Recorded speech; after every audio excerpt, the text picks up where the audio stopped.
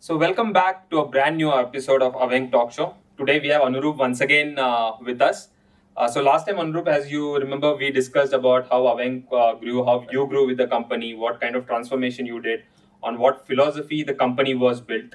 So today we want to understand more in the technological aspects on what Avench is doing and how it is being built. So are you excited for it, Anuroop? Yeah, first of all, I'm very excited, and thanks a lot for calling me again for this show. I think last time we have discussed more of a personal kind of topics. So today we are going to discuss more in detail about Avench and the technology, what we cater into, right? Yeah. Yes. Good. Let's see. So I think some life has changed last Right, time. right. Yeah. The podcast. So basically, I would like to start. Presently, the technological world is changing a lot.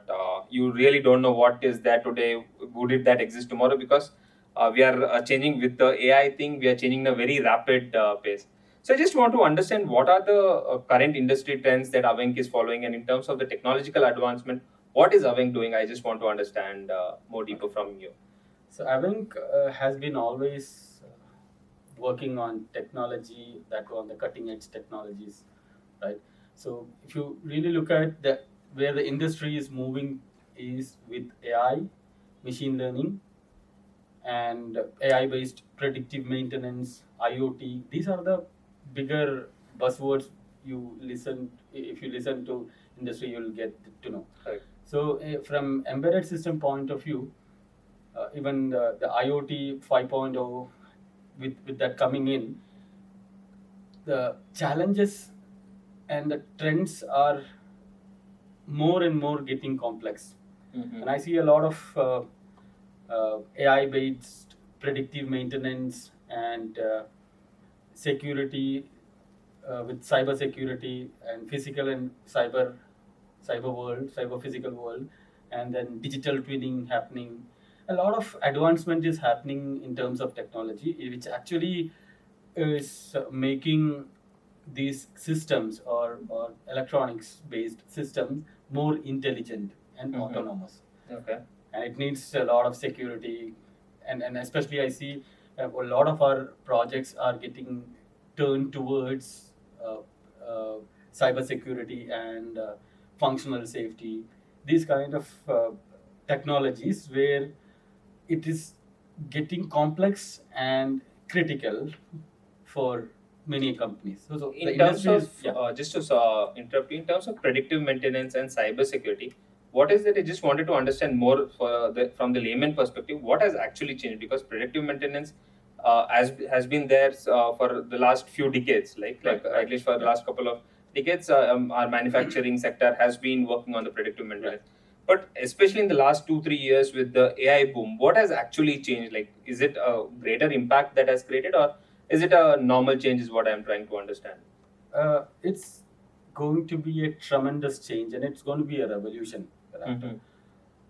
I see that predictive maintenance was a software uh, in-house like logical system earlier, Mm-hmm. where today AI-based systems are more intelligent, more capable. It learns by its own, right? Mm-hmm. So what happens is, even coming up with the edge technologies, you a system can take quick decisions on the go, right? It doesn't need to talk to cloud to for that's what is edge technology is for, right? The same way, it learns over a period of time. If it's a uh, equipment or industrial equipment which is running on a factory floor, after a certain period of time, the system would have learned it so much such that a small deviation itself Mm-hmm. can alarm that there can be a efficiency issue, it can be a tragic incident, or any of these things get detected very early stage. Okay. So that is that all AI based systems models are fast learning, and Got it it. is self optimizing algorithms. It just learns faster and optimize their own intelligence. So what happens is over a period of time, you don't need a person to detect at all, and it's Okay. going to be a, see now you see in AI, you see after GPT came in, right? A lot of assistant jobs are getting vanished. Vanished. Correct. Similarly, for a decision making, you don't need after certain point of time, the accuracy of the AI models for decision making would be higher than 90%. Oh. And it eventually goes to 99%. But then it takes time and Correct. it learns faster. Not like Human you beings. think of a lifetime experience of a person preserved in the same way and utilized for the next generation as well. Oh. Like a person with 200 years of experience. That's all. It's same, Correct. right? And with higher power and higher energy, it's going to be a game-changing world for them.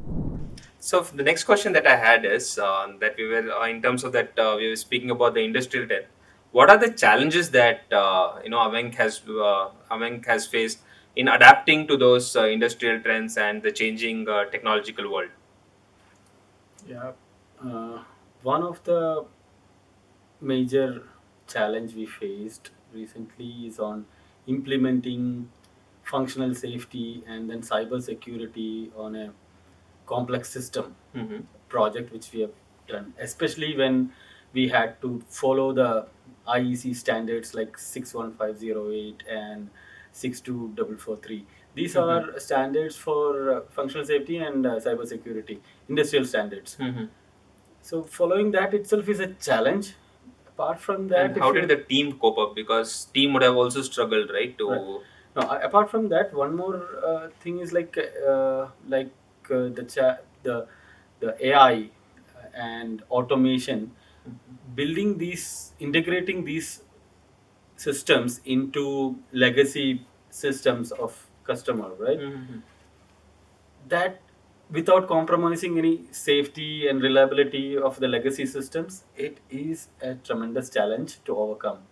I think every other projects or legacy system need to be converted into AI based systems. It is going to be a quite a big challenge on this. Yeah. Okay. Yeah. And in terms of Yeah. So how did we overcome that? Is basically we had to follow through a robust system engineering process and adapting the latest process management, process optimization technologies, and then disciplinary uh, collaboration tools and stuffs, and for very less incremental changes have also needs to be tracked, and yeah, a lot of security vulnerability testing and security testing needs to be done to get it to this level. So yeah, team has struggled a lot to come up with cope up with these challenges. But then yeah, eventually once you learn, you are on top of top it. of the Once you experience it, you will know what to do for the next. Yeah, that is how it's good. That's great. Yeah. Okay. So, the next question that I wanted to ask you is, can you walk us through what are the key technological projects that Avench has worked upon, so that we get to understand what is the technical depth you guys have. Having been working on cutting edge technologies, including functional safety and cybersecurity uh, for cybersecurity certified uh, as data acquisition system for oil and gas industry. That's one of it, and another smart locker system for an industrial use purpose. Okay. And also maybe I would say cutting the technology. Yeah, there is another AI based predictive maintenance for an industrial equipment.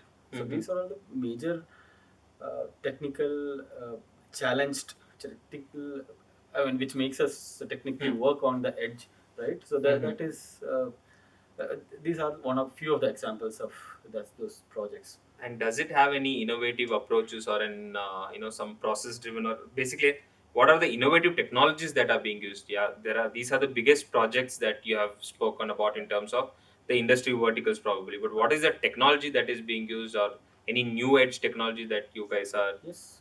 See, even on predictive maintenance from an AI based model is a latest technology which we use right now. Implementing that itself is a bigger challenge. Also, these data acquisition systems and they provide real time data. So it's again we can say technologically it's IoT, an industrial IoT type of system, but eventually when we develop this, we innovate ourselves to make sure that all our softwares and hardwares are modular and scalable, so that time to market for our customers are lesser. So that we take care of in every projects. Got it. So the next thing that I wanted to ask you, Anuroop, is like in the beginning you mentioned about cybersecurity being one of the main power of Avench, right? One of the main projects that you have been working on is on the cybersecurity, and in the present world, that is the most important thing, because if something is hacked or some information is lost, it can cause a lot of disaster.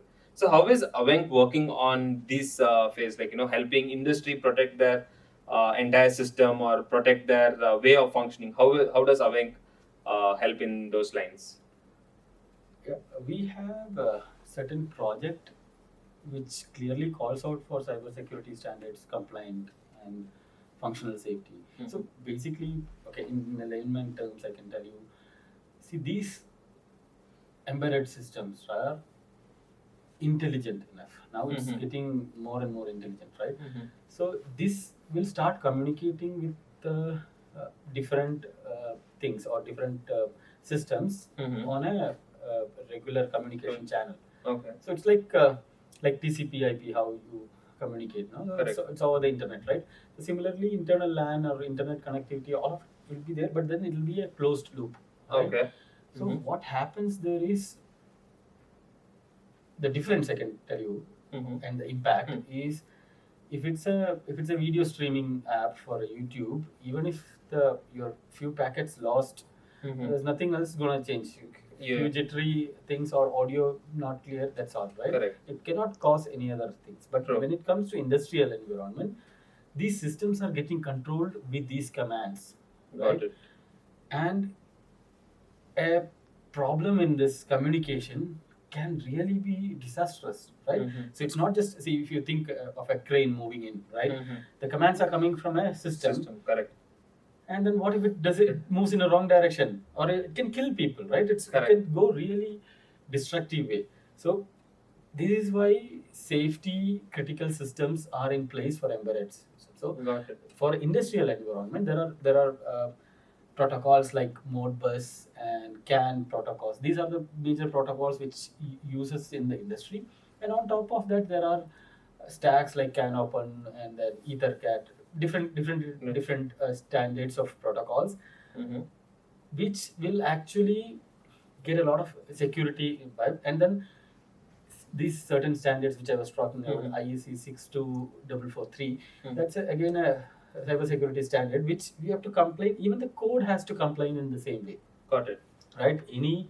So in a layman term, if you look at any message which you pass has to be received on the other side, you should make sure that the system has to make sure that it is received. Okay. Right? If it is not received, it has to give a cancel. Because so you think of it like this: you have a drilling machine which is big drilling machine which is getting controlled. You have given a message and it did not reach to stop it. Correct. It will go and continue doing it. It can be a really game changing or disastrous movement. Yeah. So with this brings me next question, which is more curious. Like, what is the level of testing that you do after you build a system? Because I think that is something every customer would want it from you, because they want things to fail probably in the lab or in the testing phase rather than outside in the environment. So what kind of testing, like how depth is your testing, if you can put some light on that? So okay, first of all, for complying these IEC standards, you need to have an enormous number of test cases, which it clearly calls out what needs to be tested, how it needs to be tested, what all condition needs to be met for every other test case, right? It has to be going through. And this certification, so once a device is certified to be cybersecurity or functional safety certified, that certification is done by external parties. Okay. Today it's mostly TUVs in the world. Basically, it's a German company where they only test and certify these devices are quality, Okay. right? So Correct. you develop a system and go to them and then say that this is a standard which we want to build, and this has to comply with this. They will have their own. They will actually come to our premises and then inspect these things, and how are you using the process, how are you implementing this, all of this gets verified. Okay. And then they test this Okay. in all methods. So before that, it's a heavy test intensive process, right? Usually, So how many not- test cases are there if you have a number for it? I would say even a small module will have 200 odd test cases. Okay. Right? So it goes Goes- on different level. Okay. Mhm. And you need to comply with that. Only after that that gets certified. Got it. Right. And these are the general industry standards. Even so, it can goes to defense. It can goes to oil and gas industries, where these are critical systems. Correct. Any other wrongdoing will blow up the entire thing. So it has to be certified that. So these are the same thing goes to. I can give you a small example on this Tesla. The autonomous driving Right. system. Okay. Even on the car's ECU, the communication has to be secured. Correct. Because your acceleration Sure. cannot Yeah. go if you have applied brake. What if the communication Fails. It's ECU, right? It's electronic communication. Correct. What if that packet did not go or failed? Failed. Gone. Gone. Right? It can be massive. So these Sure. things are already there, and it's very critical to implement. It's a complex system. That's why it makes it a very high valued thing in the market, right? Yeah. And then we also used built the custom protocol translators, like CAN open to Ethernet or different protocols. So industrially, we also have hardware design where we do hardwaretically convert. Even on top of that, application level or stack level, we purchase some stacks are already built in. We purchase from them, and then write a wraparound on top of that, and then make it work. Right? Yeah, there are different standards for that. So now that we have spoken about AI, cybersecurity, the way various protocols that Avench is building on, the various technological stacks that Avench is building on, now that brings me to a more interesting question, right? From here, always any organization is built looking at the future and learning from its past. And right now, especially Avench being based out of Bangalore, India, we are in a growth trajectory with the terms that is going on with a lot of the global companies also coming investing in India gives, and the silicon industry opening up in India, that gives you a wide playground to play, where wide playground to grow. So I want to understand, how is Avench positioned to utilize all this? Like, you have been in the industry for the last 10 to 12 years, and how are you positioned yourself? Like, what are the learnings that you have got, that you are right now ready to catch the tailwind, or that the growth trajectory that India is going, or how is Avench planning for a global scope from here? Yeah, as I mentioned in the beginning, right, the industry is gonna revolutionize change with AI, right? And when you say AI, it needs a lot of processing, right? It needs a supportive systems, right, to even at the edge or even the cloud side, right? And it needs to communicate with, and with that challenges, the cybersecurity and any of these functional safety, cybersecurity, critical systems, all of this going to increase enormously, right?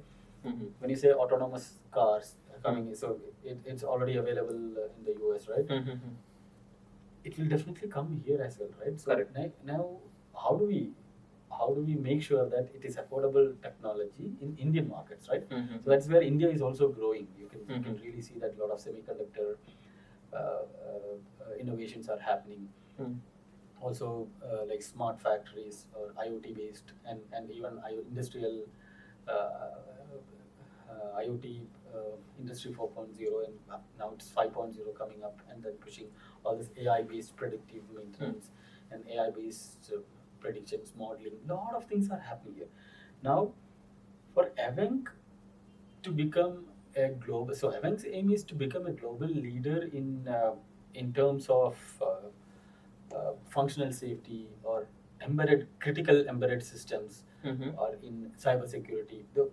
Those areas, right? Predominantly in the sectors like defense or oil and gas, where these are critical systems, critical areas where we can provide, even on the industrial floor, right? Correct. So that is something which Avenc is looking forward for with the growth of India. So Avenc's today, Avenc catered to a market which not only in India, from the US and Europe industries.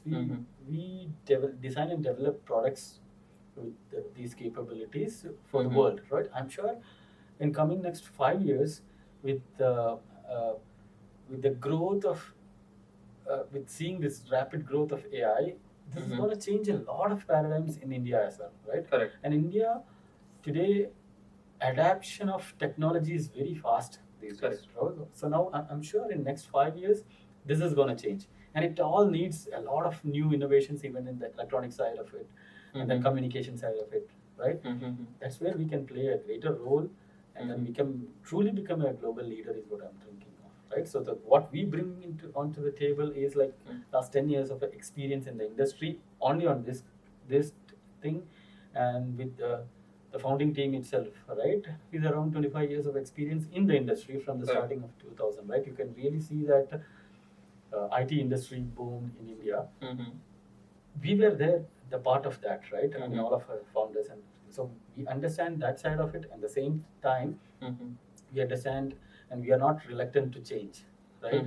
Right. So this AI-based approach, it actually changes a lot of job. It actually changes your today. A couple of days ago, I was talking to one of the AI's based model for video editing, video content management person. I mean, I was talking to that CTO of the company. He was telling me he can edit the videos, which was earlier eventually a person was doing for 40 hours in half an hour. Think of it. I mean, it just changed the total dynamics, right? Correct. And you can give it for half the price. That's what he was trying to say. So once he has that models, see, I can clearly see that the best resources in the world, best engineering resources in the world is still going to be in India. Right? If you really see, why are the US companies or Western companies investing in India? Why are a lot of good, like RIIT and any other premium institute, people are going and working in India? Because these are the resources for them to build the best product. Now, what it has to happen is in India, this product some people has to turn the trajectory, not just for becoming a resource for somebody else to get a bigger product, then make it here in India. That is not just intelligence; it needs a lot of courage too in people, and the ecosystem support from the government, and then the entire system support, right? Once that is there, I'm sure and this is going to happen because I see a lot of information technological advances where people know what needs to be. If somebody has at the same time, there are chances that youth can get deviated. Correct. Same thing can happen, but if you do it in right way, I'm sure in next 5 years this trajectory is going to change, and more industrial revolution is going to happen in India. Correct. So Avenc is all set for the big tailwind that's coming with the industrial revolution. Yes. Okay, so the next thing that I want to understand from you is, like, there are a lot of engineers, budding engineers that are coming out of colleges, right? So what advice would you like to give them, right? Like, there are so many technological shifts that's happening, so many new things that's coming. So which is a good focus, or how do they choose which one to pick amongst all these things, right? What mindset can they have, and how do they pick what technology suits them, and how do they grow their career over there? So if you can throw some light on it. Yeah, so if you see, technology is changing in fast pace. You can really see that, right? Now it is AI and ML. When a couple of years ago it started, and it's going to be a game changer for the next 5 to 10 years. It's going to be on top of the list. Like earlier it was like IT revolution itself. Yeah. Now the fundamental thing, if you ask me to give to guidance to anybody, See, stay curious and start learning everything what you come across, right? Mhm. And it has to be focused towards problem solving. So any theoretical knowledge what you have, Mhm. try to apply it and see if you can solve a problem. Correct. Even if it's in, so now the technology says all Python based models and Mhm. then AI ML and all of it, right? So Mhm. even in that, right, the mindset has to be problem solving. Mhm. It could be your team manager's problem, or it could be a real customer's problem, right? Correct. That from there, if you can drive, Mhm. you can see how technology can impact people on the other Mhm. side. Correct. Once you taste that, then it is an entrepreneurial journey. Mhm. So I would generally say you need to have your fundamentals clear. So I would say if you're curious enough and learn faster in the engineering Mhm. time itself, maybe first 5 years you can be on a startup or a company where you want to work on clearly on the technology which you are curious about, work there, and then try to solve in the during the time, try to interact with customers and see if you can solve their problem. Mhm. Correct. Once you get that right, that's a different. So see, that doesn't get ignited for many people. Okay, it's not that easy as well, right? Correct. It's not entrepreneurship is not a forte for everybody, right? I mean, if you say challenges are there, the rewards are there, it's all different. But you cannot be like easy and going. Then everybody would have tried, right? Correct. But if you really see what's in you which drives to solve a problem, right? It could be other person's happiness or it could be an economical value. Anything can, Correct. right? If that is strong enough, Mhm. you must pursue that as a career. I would Correct. say at the age of before 30, if you are starting something, Mhm. you have tremendous chances of winning before 35. Correct. Because it takes 5 to 7 years, relentless effort. Correct. Since you've been an engineer, you have a minimum analytical skills where Correct. you observe and understand and adapt to the new things, right? Or Sure. problem solving. You will learn Mhm. and embrace these challenges. It will never be easy. Mhm. Even if today everything is clear, you have a very structured way of learning how entrepreneurship is. You learn all those things theory, get onto the field, that is when you'll fail. And Correct. you have to fail. Fail. If True. you don't fail, you do not learn it in full. Correct. The experience is totally different from learning. So that is where you will get knowledge and the wisdom difference, right? Correct. So knowledge is something you read, you understand everything, but the experience what you get is when you are really applying that and then you are in that situation. Correct. There you get some insight. That Mhm. is your wisdom, and you need to have that wisdom. You need to, so if you sit idle or learn everything only from the book or on side hustle only, you will never get Never that. get it. And then have that courage to fail faster in the beginning. Correct. Then go ahead. That is where you will learn. True. Right? Yes, Here I would like to even share my experience. Like initial part of my career, as you said, I was more focused on understanding theoretical part and then thinking that okay, I'll apply in the practical world, and that's a huge failure. Like Yes. it's always an incremental learning that probably Yes. everyone should start. Like a little bit of theory, little bit of practical, and that's when So every new product which you see in the market wasn't evolved in the first cut. Just take the iPhone. correct. Right? Today's iPhone and look at the first iPhone 1.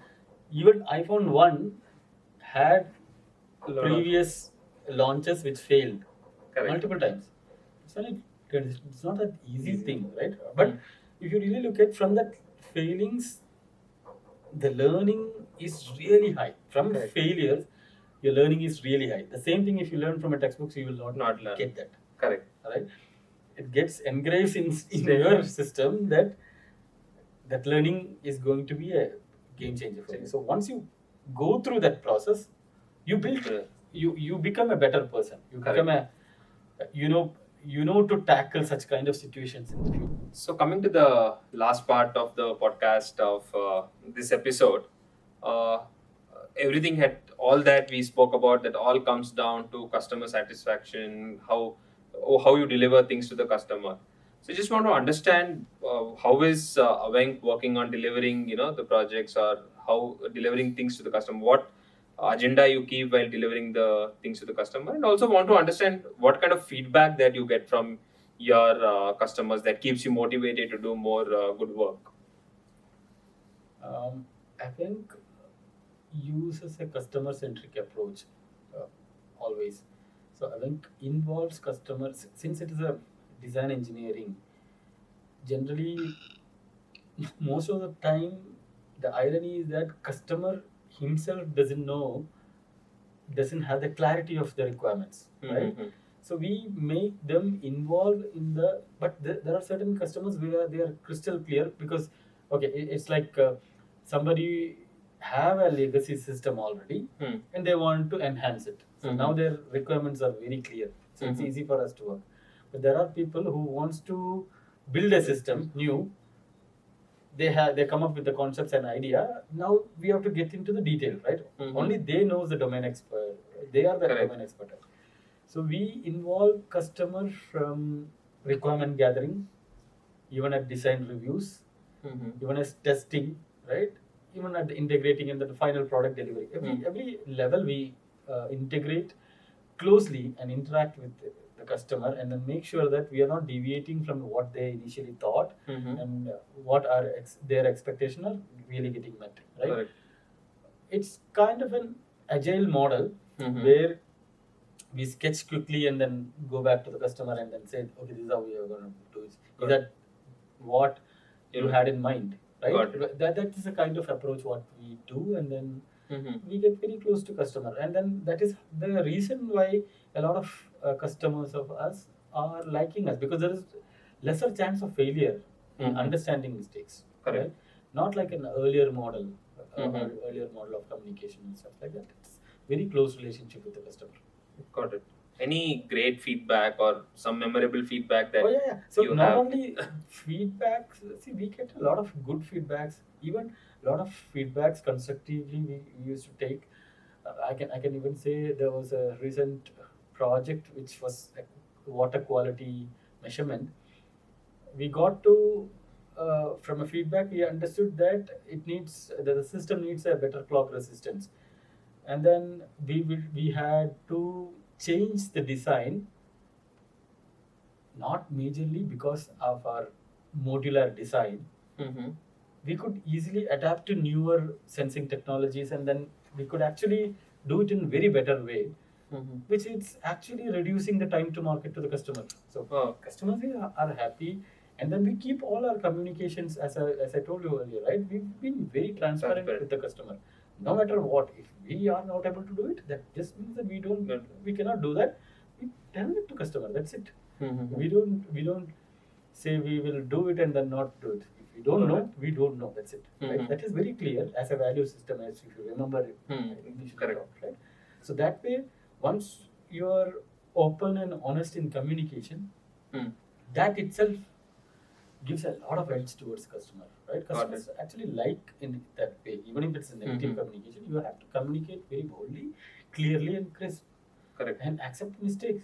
Try to change it next time. That's all. Correct. Nobody is perfect, right? True. So that's the whole point, right? With our experience, now those mistakes are lesser, right? We have learned it in the hard way, but then yeah, now we have kept a process in place where these kind of mistakes or any other engineering mistakes won't happen, right? Got So it. that's where we use tools, AI-based tools and stuffs like that to check all the corner cases, check all the code coverage, all of it, right?